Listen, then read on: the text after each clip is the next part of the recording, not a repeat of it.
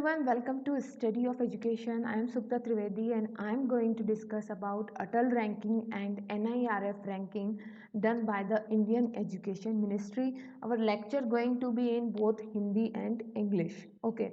Now, NTA UGC net exam की dates आ चुकी हैं आपकी सितंबर में होने वाला है और ऐसे में अटल रैंकिंग जो कि जस्ट अभी आई है 18 अगस्त को, ये बहुत इंपॉर्टेंट टॉपिक हो जाता है क्योंकि जो इंडिया की जो एजुकेशन मिनिस्ट्री है दोस्तों, वो सिर्फ इंडिया में जितने भी नेशनल इंस्टीट्यूट्स हैं, जितने भी एजुकेशनल इंस्टीट्यूट हैं, इनको सिर्फ इन दो रैंकिंग पर ही आंकती है.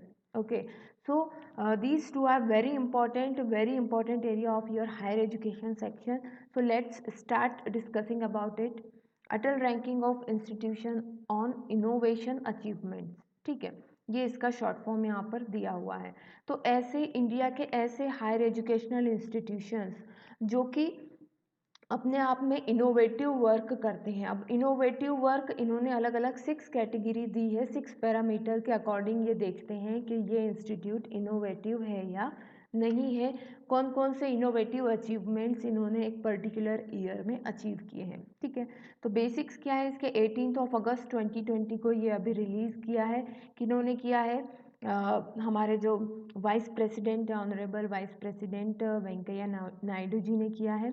ठीक है, और एजुकेशन मिनिस्टर की प्रेजेंस में, that are the mister Naresh Pokhriyal. ठीक है, तो ये इसके हो गए बेसिक्स. चलिए शुरुआत करते हैं. मिनिस्ट्री ऑफ एजुकेशन, जैसा कि आप लोग जानते होंगे, अभी हमारी न्यू एजुकेशन पॉलिसी के बाद जो MHRD है वो क्या है? Ministry of education. Government of India has initiated Atal ranking of institution to systematically rank educational institutions and university primarily on innovation related indicators. तो अटल रैंकिंग क्या है? सिस्टमेटिकली इंडियन एजुकेशन इंस्टीट्यूट्स और यूनिवर्सिटीज़ को कितने वो एजुकेशनल इंस्टीट्यूट्स कितने innovative हैं उस बेसिस पर रैंकिंग दी जा रही है. ठीक है, अब ये जो इनोवेटिव रैंकिंग दी जा रही है, कॉमनली यूज्ड कैसे पैरामीटर इसमें यूज़ होते हैं? जो ग्लोबली जो हायर एजुकेशनल इंस्टीट्यूट रैंकिंग की जाती है, जो ग्लोबल रैंकिंग में जो पैरामीटर यूज़ होते हैं, वही पैरामीटर्स जो है अटल रैंकिंग में भी यूज़ होते हैं. हाँ ठीक है. चलिए दोस्तों, मैं जल्दी से आप लोगों को बता दूं, अगर आप पहली बार हमारे चैनल को देख रहे हैं यूट्यूब पे तो सब्सक्राइब ज़रूर कीजिएगा, बेल आइकन दबाइएगा. इस लेक्चर का जो PDF है ये आपको टेलीग्राम चैनल पर मिल जाएगा, लिंक डिस्क्रिप्शन में है, और फेसबुक पेज को भी आप लोग फॉलो कर सकते हैं. चलिए अब देखिए, जो मैं पैरामीटर या इंडिकेटर्स की बात कर रही थी, तो 6 पैरामीटर हैं इनके. ये आपको देखिए, इन सभी से हर चीज़ इम्पॉर्टेंट नहीं होती है दोस्तों. पैरामीटर बहुत इम्पॉर्टेंट है, फर्स्ट रैंक किसकी रही है वो इम्पॉर्टेंट है, तो ऐसी चीज़ें इम्पॉर्टेंट होती हैं. ठीक है, तो ये आपको बिल्कुल दिमाग में अपने रखना है कि 6 पैरामीटर होते हैं अटल रैंकिंग में. कौन कौन से होते हैं? Programme and activities on IPR, innovation, startup and entrepreneurship, मतलब इन चीज़ों में कितना कोई कॉलेज इन्वॉल्व रहा है या कोई यूनिवर्सिटी इन्वॉल्व रही है. Pre incubation and incubation infrastructure facility to support I&E. ठीक है, annual budget spent on promoting and supporting I&E. Courses on innovation, IPR and entrepreneurship development, IP, intellectual property, technology transfer and commercialization.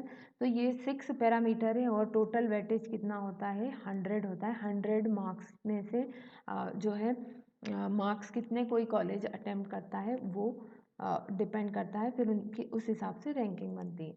Next देखते हैं, बहुत important यहाँ पर चीज़ क्या है कि कितने किस कैटेगरी के कॉलेजेस को दिया जाता है. ठीक है, उससे पहले जान ले दैट 674 कॉलेजेस इंस्टीट्यूशंस जो हायर एजुकेशन इंस्टीट्यूट है उन्होंने यहाँ पर पार्टिसिपेट करा था. कितने? 674. नाउ अब देखिए, यहाँ पर आपको समझने की ज़रूरत है कि हमेशा अभी तक कितना चलता था? 5 कैटेगरीज रहती थी, पर इस बार अटल रैंकिंग में एक नई कैटेगरी जुड़ी है जो कि किसकी है? वुमेंस इंस्टीट्यूशंस की है. ठीक है, ताकि वुमेंस को इंकरेजमेंट मिले और जेंडर इक्वलिटी की बात हो. ठीक है, तो अभी तक अटल रैंकिंग में कितने होते थे, कितनी सब कैटेगरीज होती थी? 5 होती थी, पर इस साल से 6 कैटेगरीज हैं. 6th कौन सी है? educational higher educational institutions for women has been introduced this year. Okay, sixth सब कैटेगरी, तो ये आपको याद रखना है कौन सी नई कैटेगरी जुड़ी है इस बार। Higher educational institute for women's वाली कैटेगरी इस बार जुड़ी है। बाकी कौन कौन सी कैटेगरी होती है, तो कैटेगरी को आप कैसे याद रखेंगे, देखिए एक पब्लिक इंस्टीट्यूशन होते हैं और एक प्राइवेट इंस्टीट्यूशंस होते हैं, ठीक है। अब पब्लिक में कौन कौन से हो जाएंगे कैटेगरी, पब्लिक में public universities and public colleges, ठीक है। ऐसे ही प्राइवेट में क्या क्या हो जाएगा, private universities and private colleges, sorry colleges, ठीक है। तो ये चार कैटेगरी हो गई।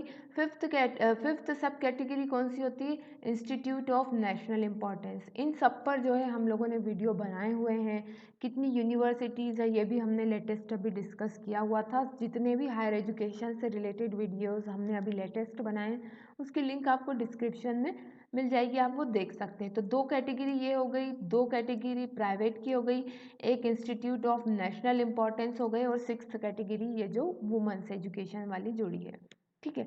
तो ये 6 कैटेगरीज में जो है हायर एजुकेशन इंस्टीट्यूट को रैंक किया गया है, अलग अलग कैटेगरी में अलग अलग इंस्टीट्यूट्स आए हैं, ठीक। चलिए, हाँ, तो सबसे पहले देख लेते हैं higher educational institute exclusively for women, women's वाले जो हैं वो कौन कौन से हैं। सबसे पहले है आपका ये Avinashilingam institute for home science and higher education for women, ये तमिलनाडु में इन्होंने फर्स्ट रैंक प्राप्त करी है इसमें। Indira Gandhi Delhi technical university for women, ये दिल्ली में है। तो ये जो वुमेन्स वाले हैं ये दो हैं, ठीक है। इसके बाद देखें प्राइवेट और सेल्फ फाइनेंस्ड कॉलेज की बात हो रही, कॉलेज या इंस्टीट्यूट, ठीक है। तो SR engineering college and GH Raisoni college of engineering Nagpur. आगे बढ़ते हैं, मैं जल्दी जल्दी आगे बढ़ रही हूँ क्योंकि एनआईआरएफ को भी हमको डिस्कस करना है। पीडीएफ की लिंक आपको जो है डिस्क्रिप्शन में मिल जाएगी, आप टेलीग्राम ग्रुप में जा करके ले सकते हैं, ठीक है। प्राइवेट और सेल्फ फाइनेंस्ड यूनिवर्सिटीज़, देखिए अभी कॉलेज देखा था पहले, अब हम यूनिवर्सिटी की बात कर रहे हैं। Kalinga university, Kalinga institute of industrial technology, SRM institute of science and technology, ये प्राइवेट सेल्फ फाइनेंस यूनिवर्सिटीज़ हैं, ठीक है। अब हम पहले देखेंगे गवर्नमेंट यूनिवर्सिटीज़, ठीक है। तो Institute of Chemical Technology, Punjab University and Chaudhary Charan Singh Haryana agriculture university, ये पहली तीन मैंने आपको बता दी है यहाँ पर, ठीक है। इसके बाद यूनिवर्सिटी हो गई, गवर्नमेंट यूनिवर्सिटी हो गई। अब गवर्नमेंट कॉलेज की बात करते हैं, तो college of engineering Pune, PS college of engineering Coimbatore institute of technology, ये हो गए तीन। नौ, अब बात आती है इंस्टीट्यूट ऑफ नेशनल इम्पोर्टेंस जो कि हमारी फिफ्थ कैटेगरी है। तो ये हो गए IIT Madras, IIT Bombay and IIT Delhi. तो इन सबसे पहले इनोवेशन में सबसे पहले कौन सा है, आईआईटी मद्रास। ये बहुत इंपॉर्टेंट टॉपिक बन जाता है कि नेशनल इम्पोर्टेंस के इंस्टीट्यूट पूछे जाते हैं, प्राइवेट इतने नहीं पूछे जाते।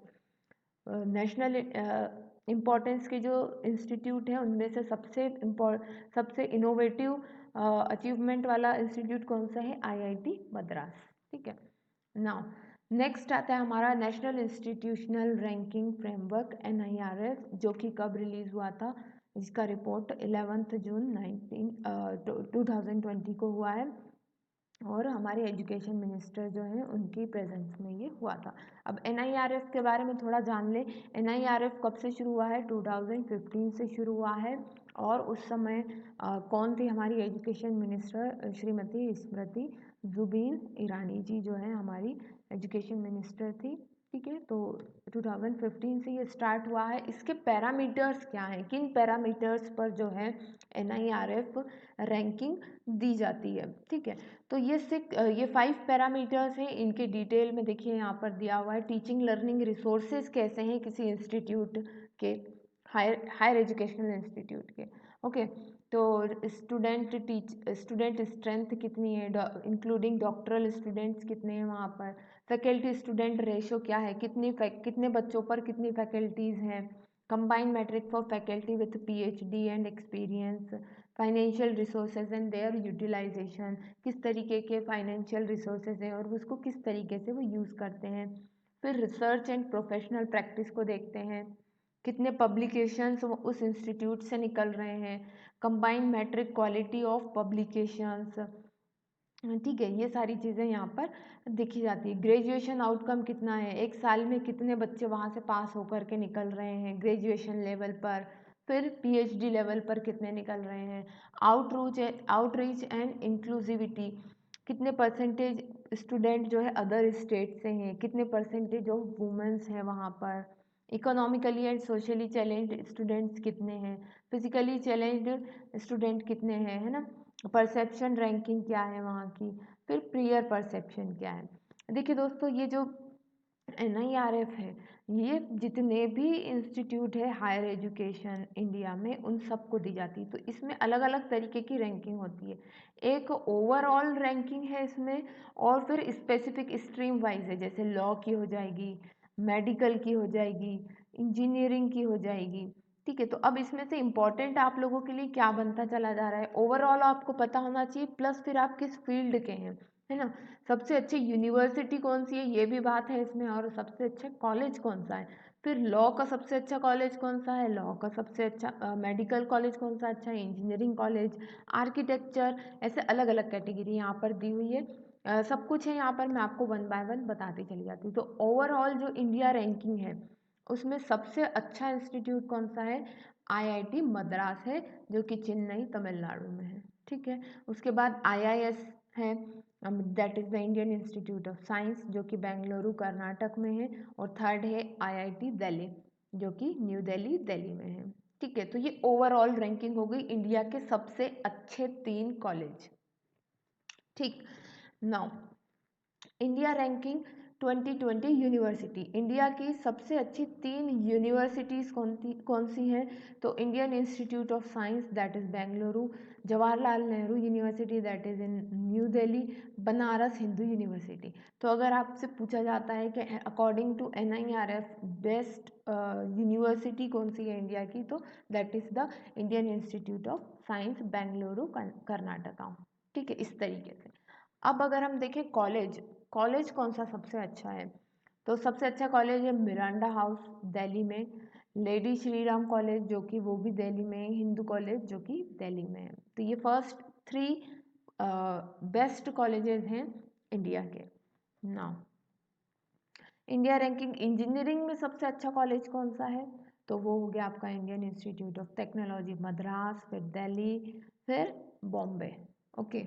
नाउ इंजीनियरिंग के बाद मैनेजमेंट की बात करें तो Indian institute of management Ahmedabad, फिर बेंगलोर, फिर कलकत्ता, ओके। फार्मेसी की बात करें तो जामिया हमदर्द, ये इम्पॉर्टेंट हो जाता है, फिर पंजाब यूनिवर्सिटी, फिर national institute of pharmaceutical and education and research Mohali में जो है, ओके, जो मोहाली पंजाब में है। ये फार्मेसी के फर्स्ट 3 टॉप कॉलेजेस हैं, ठीक। नाउ नेक्स्ट है मेडिकल में all India institute of medical science, post graduate institute of medical education and research, Christian medical college Vellore, ठीक है। तो ये मेडिकल के 3 best higher education institute. Next है लॉ के, तो national law school of India university, national law university, NALSAR university of law, ठीक है, ये आप देख सकते हैं। नेक्स्ट है architect, Indian institute of technology Kharagpur, Indian institute of Technology Roorkee and then Calicut, ठीक है, केरला में, ओके। आर्किटेक्ट के हो गए। नाउ नेक्स्ट है डेंटल के, Maulana Azad institute of dental science, Manipal college of dental science, doctor DY Patil Vidyapeeth, ये हो गए डेंटल के बेस्ट फर्स्ट 3 कॉलेजेस, ओके दोस्तों।